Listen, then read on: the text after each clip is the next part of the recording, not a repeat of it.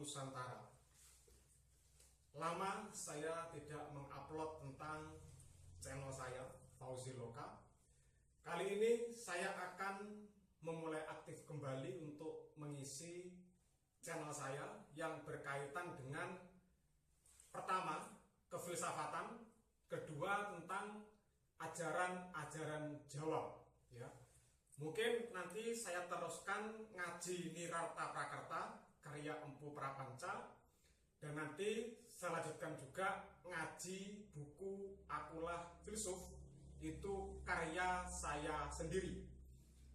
Untuk mengawali ini, karena saya sudah lama tidak mengupload dengan berbagai macam kesibukan, pada season ini saya akan membahas tentang doa di dalam perilaku Jawa sesuai dengan yang telah dilakukan oleh para empu yang wicaksana, para empu yang adiluhung, para empu yang memberikan contoh atau tauladan yang baik bagi kita manusia Jawa hari ini. Doa itu berasal dari bahasa Arab yaitu du'aun, ya, yang artinya adalah harapan atau permintaan atau permohonan. Anda bisa melihat itu di beberapa kamus bahasa Arab seperti Al-Munjid atau Al-Munawir. Itu ad-du'a itu artinya adalah ar-roja, harapan. Nah, memang orang-orang Jawa zaman dahulu itu tidak mengenal bahasa doa, ya, karena memang doa itu bukan dari Indonesia, itu dari Arab sebenarnya. Tetapi apakah orang-orang Jawa itu tidak punya harapan? Apakah para empu itu tidak punya permohonan? Punya. Ya, mereka hanya bermohon saja.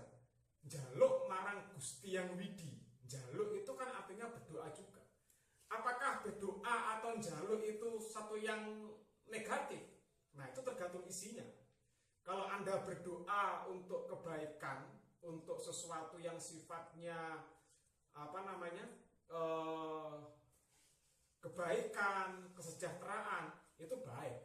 Tapi kalau Anda berdoa kepada Tuhan untuk kecelakaan orang lain, itu namanya kejahatan. Dan itulah yang jelek, ya, yang negatif.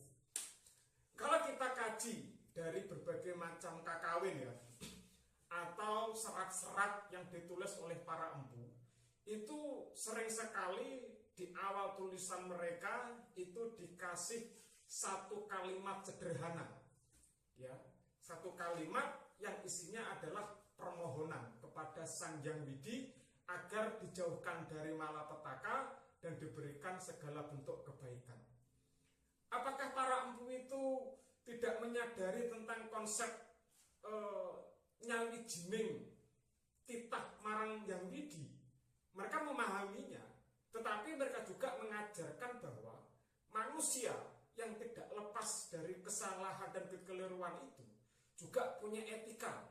Bagaimana mereka memohon kepada Hyang Widi agar diberikan keselamatan dan diberikan kebaikan.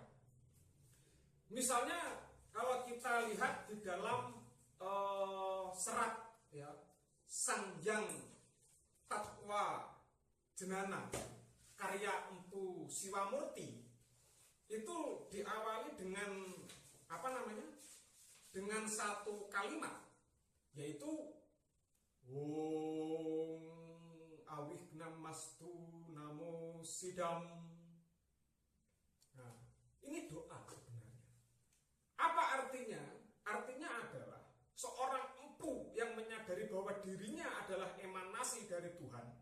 Seorang empu yang menyadari bahwa Buwono atau alam semesta ini merupakan pancaran dari Tuhan, dan manusia itu bagian terkecil atau bagian-bagian terkecil dari kehidupan ini, harus menyadari tentang kelemahannya juga, tentang kekeliruannya juga, tentang segala bentuk yang terbatas.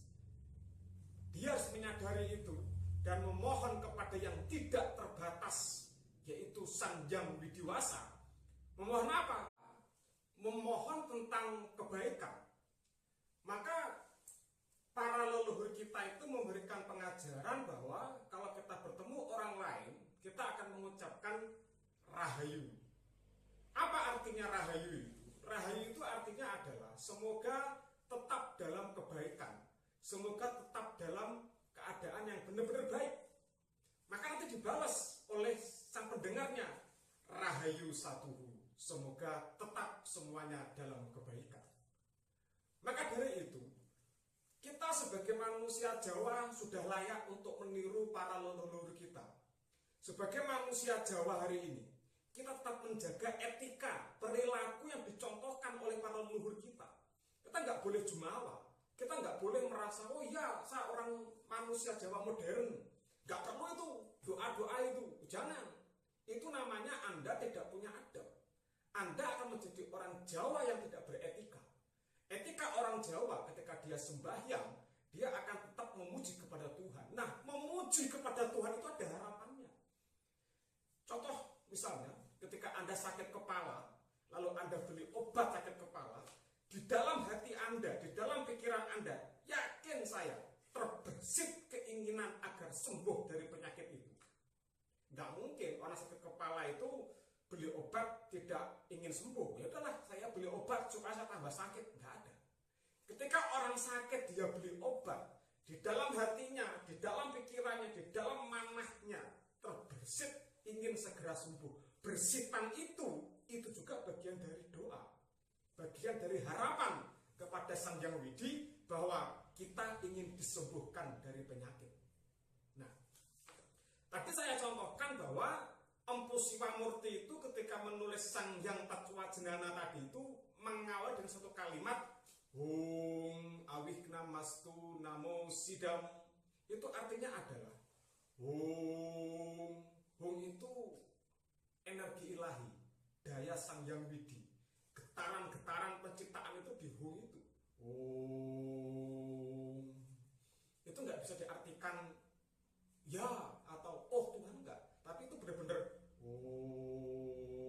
getaran energi ilahi, energi Sang Hyang Widi. Awihna Mastu, semoga terhindar dari segala rintangan. Namo Sidam, dan berkatilah dengan kesempurnaan. Empu Siwamurti ini apakah bukan orang yang waskita? Jelas dia orang yang waskita. Tetapi Empu Siwamurti juga memberikan pengajaran bahwa manusia yang masih ada raganya dan terbatas ruang waktu, setinggi apapun ilmunya, sehebat apapun dia, jangan lupa kita adalah pancaran terkecil dari Sang Hyang Widi. Namanya juga pancaran terkecil. Bisa jadi kita ini pancaran paling kecil dari Sang Hyang Widi, ya, dari di alam semesta ini atau Buwono ini.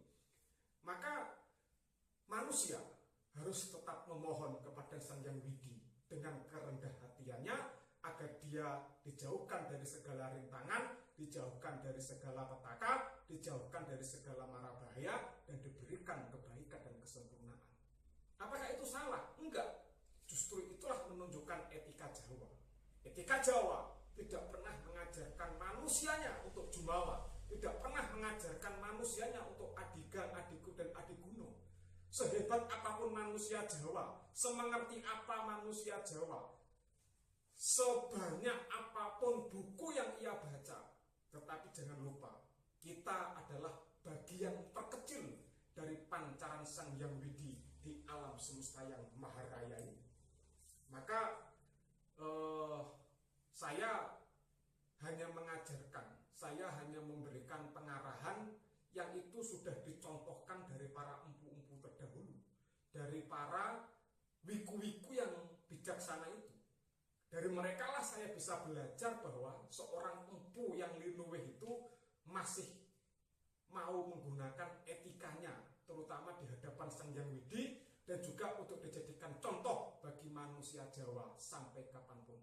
Empu Barodo, Empu Prapanca, Empu Sambara, sampai empu-empu yang lain, mereka selalu mencontohkan bahwa setinggi apapun ilmu kita, tetap rendahkan dirimu di hadapan Sang Hyang Widi.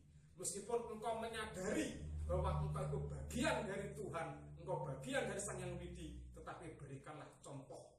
baik, etika Jawa yang baik, agar kita menjadi manusia Jawa yang bijaksana. Itu intinya. Maka dari situ kita belajar berbagai macam serat, berbagai macam KKW. Itu tujuannya bagaimana kita mengaji kembali hasil dari olah spiritual para leluhur Jawa. Kalau kita mengkaji ajaran Jawa tanpa acuan yang jelas, meskipun itu sebuah serat atau sebuah tulisan, kita mengabaikan, kita memutus keilmuan kita dari para leluhur kita. Jangan sampai kita menjadi kacang yang lupa sama kulitnya. Sekarang banyak orang-orang Jawa, ya mungkin termasuk juga saya, yang agak lupa dengan kulitnya. Saya ibarat kacang lupa dengan kulitnya. Maka dari itu, setiap apa yang saya pelajari, yang saya pikirkan, itu saya lakukan terlebih dahulu sebelum orang lain belajar ke saya. Mengapa demikian? Karena itulah yang dicontohkan oleh para empu zaman dahulu, yang dicontohkan oleh para wiku oleh zaman dahulu. Sehingga apa? Ilmu mereka itu bermanfaat selama-lamanya. Untuk itulah, mari kita sebagai manusia Jawa, di tengah kondisi zaman sekarang yang tidak menentu, di tengah kondisi gonjang-ganjing atau wolak-walik zaman, di tengah zaman yang penuh dengan tantangan ini, kita menyadari bahwa kita itu juga bagian dari Sang Hyang Widi yang punya tugas hamemayu hayuning bawono, ya, memperindah atau membuat indah dunia ini yang sudah indah. Tetapi jangan lupa, kita manusia tetap memiliki keterbatasan. Seperti cahaya lampu. Lampu itu sumber cahaya. Cahayanya lampu itu bagian dari sumber cahaya.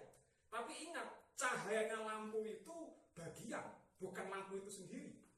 Maka justru orang yang menyadari bagian dari yang tak terbatas ini harus menyadari keterbatasannya. Disinilah sulitnya kita untuk mengasah manah. Ya. Manah itu bisa berarti pikiran, juga bisa berarti hati. Anda bisa cek itu di kamus bahasa Jawa kuno Indonesia. Jadi memiliki dua arti. Bagi orang Jawa, hati dan pikiran itu saling kait-mengait, tidak terpisah. Itu yang tidak dimiliki oleh konsep-konsep pengetahuan modern yang memisahkan antara nalar dengan urusan hati atau heart. Tapi bagi orang Jawa tidak ada keterpisahan, karena semua itu adalah keterhubungan. Ya. Maka pada kesempatan ini, setelah lama saya tidak aktif, saya akan memulai pentingnya kita berdoa. Yang bagi orang modern, mungkin doa itu dianggap kurang bermakna. Tetapi sebagai manusia Jawa, jangan lupakan doa. Karena para leluhur kita mencontohkan berdoa yang baik kepada Tuhan akan membawa kebaikan. Maka kalau kita belajar ilmu fisika modern, itu ada yang namanya law of attraction. Ya. Apa yang engkau ucapkan, itu akan kembali kepada dirimu sendiri. Ya.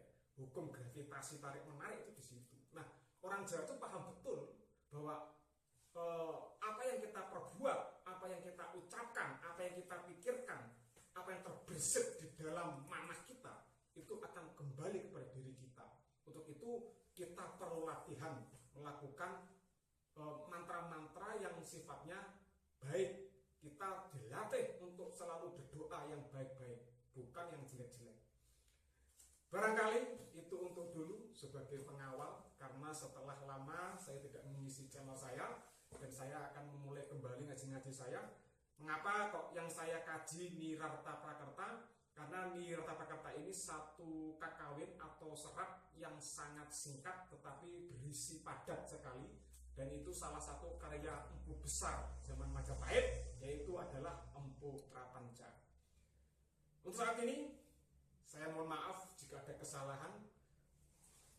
Nyuwun Agung Samudrone Pangaksami, jika ada kebenaran itu saya hanya mengungkapkan dari apa yang sudah ditulis oleh para leluhur Jawa. Sekian, terima kasih. Rahayu.